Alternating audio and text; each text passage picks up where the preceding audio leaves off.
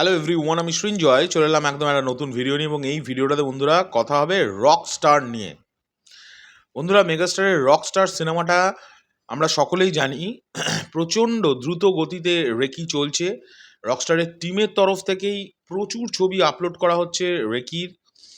এবং আমি রেকির ছবিগুলো দেখে যেটা বুঝলাম সেটা হচ্ছে বন্ধুরা, প্রচণ্ড প্রচণ্ড ঠান্ডা মাথায়, হ্যাঁ, দ্রুততার সাথে কিন্তু ঠান্ডা মাথায় বাংলাদেশেরই দারুণ দারুণ সব লোকেশনস রকস্টার টিম কিন্তু সিলেক্ট করছে।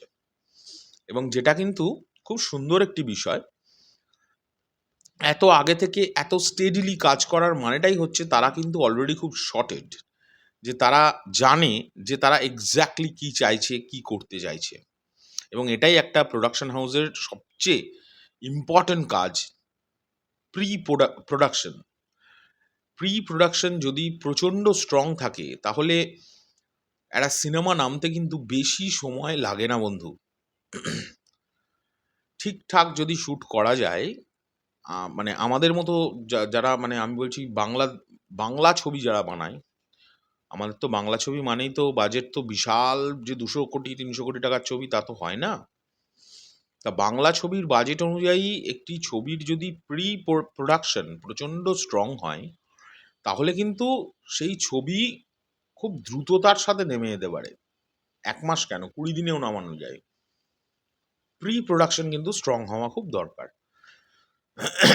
তবে রকস্টার টিমের যে তৎপরতা দেখছি, মানে যে হারে তারা কাজ শুরু করেছে, তাতে করে কিন্তু এটা আমার মন বলছে যে এই সিনেমাটি কিন্তু খুব প্রপার টাইমে, প্রপার ওয়েতে কিন্তু শেষ হবে।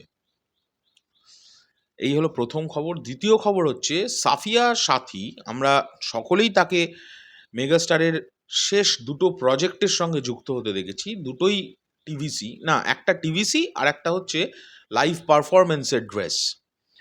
তিনি একজন কস্টিউম ডিজাইনার এবং দারুণ একজন কস্টিউম ডিজাইনার। স্পেশালি তার ব্রাইড কস্টিউম যেগুলো হয় সেগুলো দুর্দান্ত।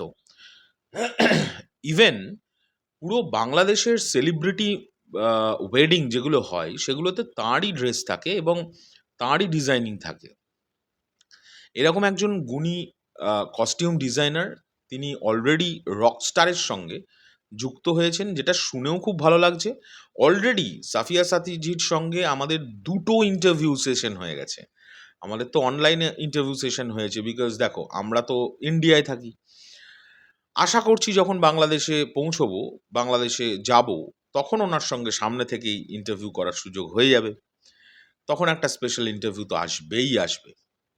সাফিয়া সাথীজি এতই গুণী একজন কস্টিউম ডিজাইনার, আমি তো শুনেছি যে মেগাস্টার তাকে নিয়ে প্রচণ্ড হ্যাপি।